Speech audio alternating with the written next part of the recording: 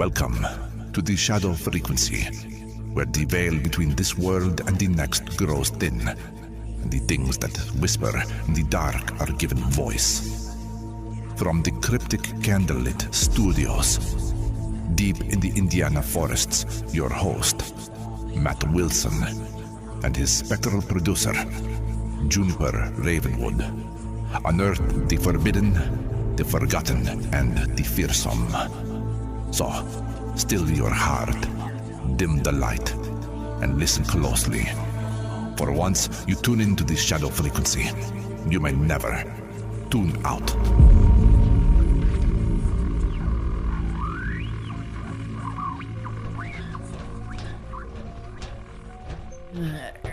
Come on, open, you ancient beast.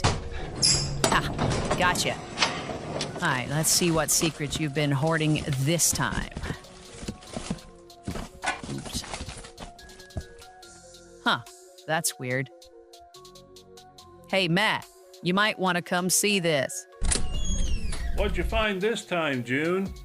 Please tell me it's not another cursed object. It's this. Looks like a wood carving. Any idea what it is? Huh. Looks like a tiki. Maybe Hawaiian? Haha. Don't they say taking those from Hawaii brings a curse? Well, I'm out. Good luck with that. Oh, thanks for the moral support, Matt. Really helpful. All right, let's see what else we got. Ah, here it is. Tonight's file, episode 223, The Levitating Boy of Shepton Mallet. 1657, a quiet English village, a boy, an old woman, and something that defied gravity and reason. This one's got witchcraft, hysteria, and maybe something even stranger. You're tuned in to the shadow frequency. Let's open the file. You are tuned to the shadow frequency, where every whisper tells a story from beyond the veil. Hosted by Matt Wilson. Produced by Juniper Ravenwood. With Chris Beach. The darkness continues.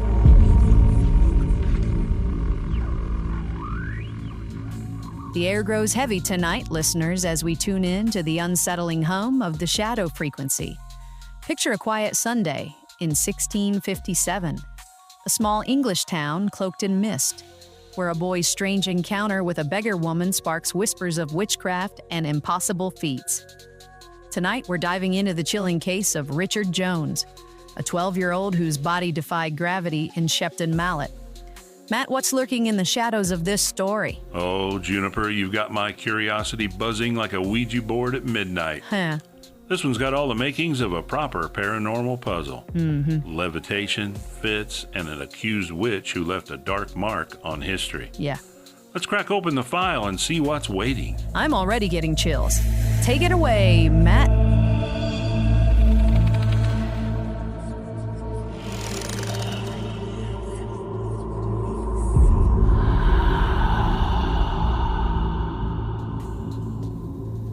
Thanks, Juniper, for digging into that dusty file cabinet of ours and pulling out this gem of a case.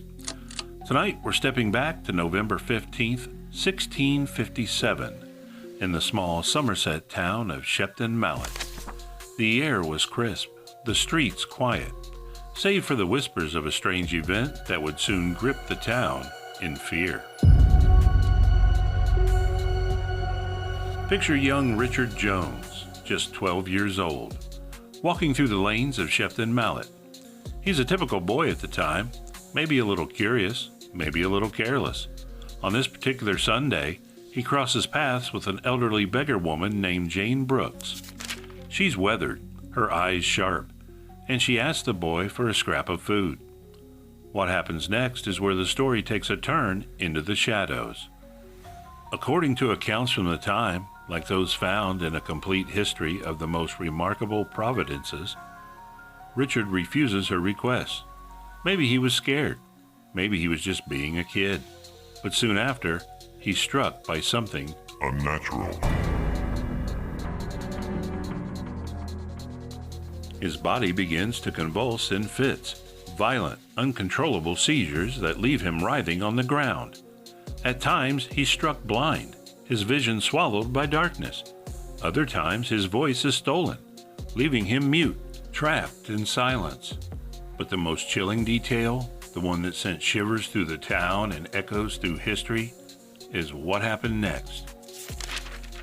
Witnesses claim Richard was lifted, his body rising off the ground, carried as if by invisible hands over a garden wall. Yes, listeners, levitation. Not a trick, not a tale exaggerated by time, but a phenomenon so vivid it was later immortalized in Joseph Glanville's Sadducismus Triumphatus, complete with an eerie illustration titled The Levitation of Richard Jones of Shepton Mallet.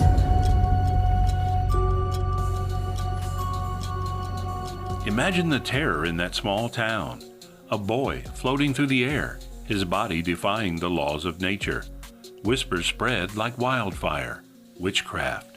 Jane Brooks, the beggar woman, was no ordinary stranger. She was accused of casting a spell on Richard, her rejection fueling a malevolent force. Her sister, Alice, or Anne, depending on the records, was soon implicated too, their names tied to the boy's torment. The townsfolk didn't hesitate. Jane and her sister were seized, dragged to the Shepton Mallet House of Correction, their fate sealed by fear and superstition. As Richard's fits grew worse, the town's panic deepened. His body twisted, his eyes rolled back, and those moments of levitation, described in chilling detail by witnesses, became the stuff of nightmares. The air in Shepton Mallet felt charged, as if the very ground hummed with something dark. What was happening to Richard Jones? Was Jane Brooks truly wielding powers beyond our understanding, or was something even stranger at play? The records tell us the fits stopped the moment the women were locked away, as if their imprisonment severed an invisible thread.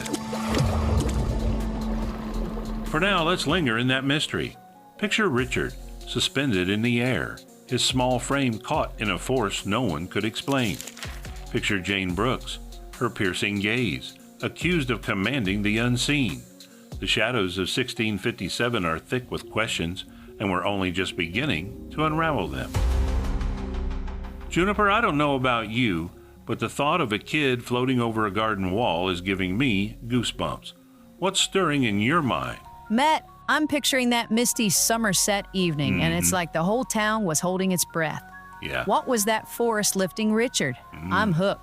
Let's keep going. Oh, we're diving deeper after the break. Stay tuned, listeners.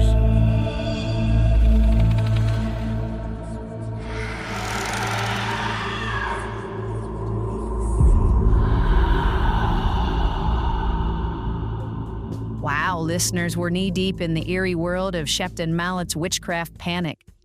A boy levitating, a town gripped by fear. What's next? I'm wondering what you're all thinking out there.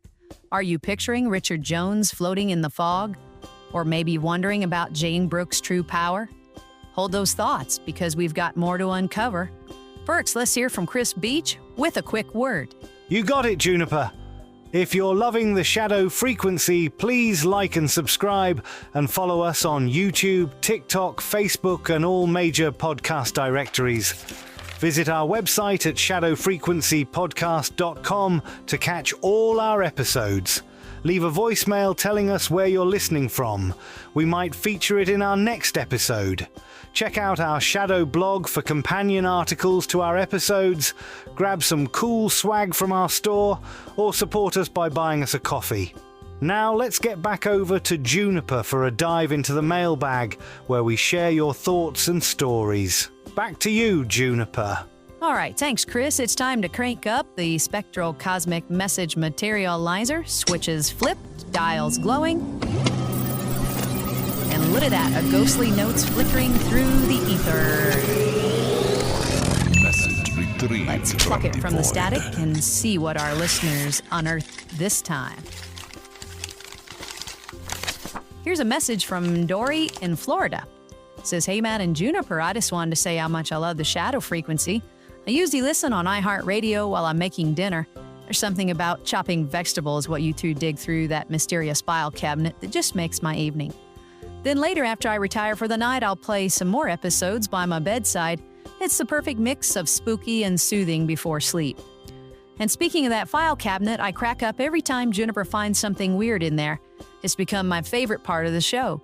Please never stop doing that bit. It makes me feel like I'm right there in the studio with you, waiting to see what odd relic or half-eaten snack turns up next. With Matt, you never know. Keep up the fantastic work and keep those shadows humming. Warm regards, Dory in Florida. Oh, Dory, you're making me blush over here and laugh.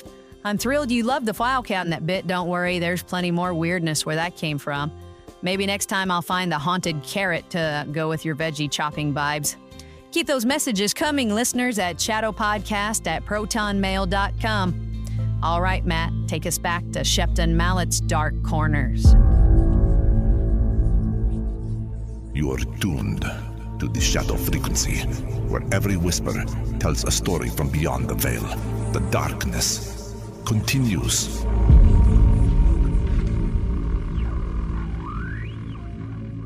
Welcome back, listeners, to The Shadow Frequency.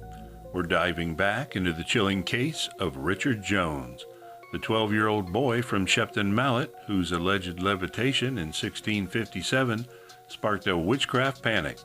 Let's open the file wider and step deeper into the shadows. After Richard's bizarre encounter with Jane Brooks, the town was buzzing with dread. The boy's fits, his blindness, muteness, and those impossible moments of levitation had everyone pointing fingers at Jane and her sister, Alice or Anne Coward. The two women were locked away in the Shepton Mallet House of Correction, a grim stone building that still stands today, its walls practically whispering with the weight of history. According to local records summarized by historian Willow Winsham, the moment the sisters were jailed, Richard's fits stopped cold. It was as if the spell, if there was one, had been broken. But the story doesn't end there. In March 1658, Jane and her sister faced trial at the Charred Assizes. The court was a cauldron of fear and accusation. Witnesses recounted Richard's levitation, his body rising over a garden wall, defying all reason. These weren't just rumors, they were documented in texts like Joseph Glanville's Sadducimus Triumphatus, which treated the case as proof of the supernatural. The court didn't hesitate. Jane Brooks was sentenced to death and executed on March 26, 1658. Her sister Alice, or Anne, never made it out of prison. She died behind bars, her fate sealed by the same paranoia. But let's pause for a moment and consider something. Could there be another explanation for Richard's symptoms? Some historians, looking back, have wondered if his fits might have been epilepsy or a psychological condition, exacerbated by the intense fear of witchcraft in the 17th century. A boy under stress in a superstitious town might have manifested symptoms that were all too easily blamed on the supernatural. It's a thought that lingers, a crack in the story's foundation, but it doesn't erase the eerie weight of those eyewitness accounts.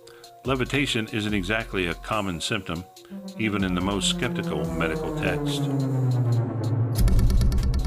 Still, let's return to the atmosphere of 1657.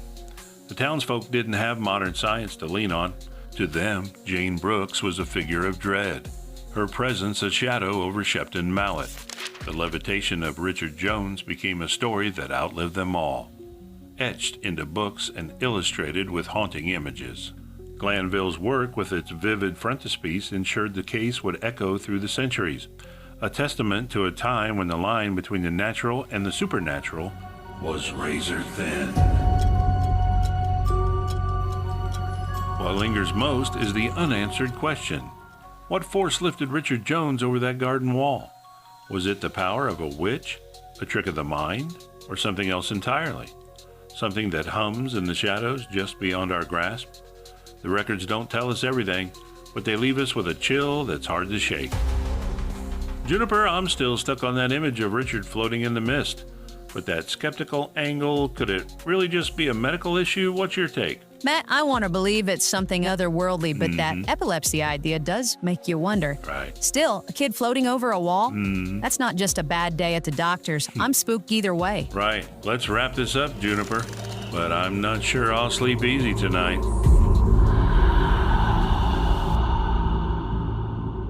What a journey through the shadows of Shepton Mallet, listeners, from Richard Jones' eerie levitation to the tragic fate of Jane Brooks. This case leaves us with more questions than answers. Thanks for tuning into the Shadow Frequency and joining us in the fog of 1657. If you've got your own spooky stories or thoughts on this case, send them our way at shadowpodcast@protonmail.com. You can also find us on Facebook, YouTube, TikTok, and Rumble. Check out our website, shadowfrequencypodcast.com, for plenty more. Join us next time for another file unearthed from the file cabinet. Mac, you want to say goodnight? Good night, listeners. Keep an eye on the shadows. They might be watching back. Until the next Whisper Call, stay shadowed. This episode was conjured with a solemn vow to explore the unexplained while remaining bound to the truths that have been unearthed. All interpretations are speculative and offered only for your enlightenment and your entertainment.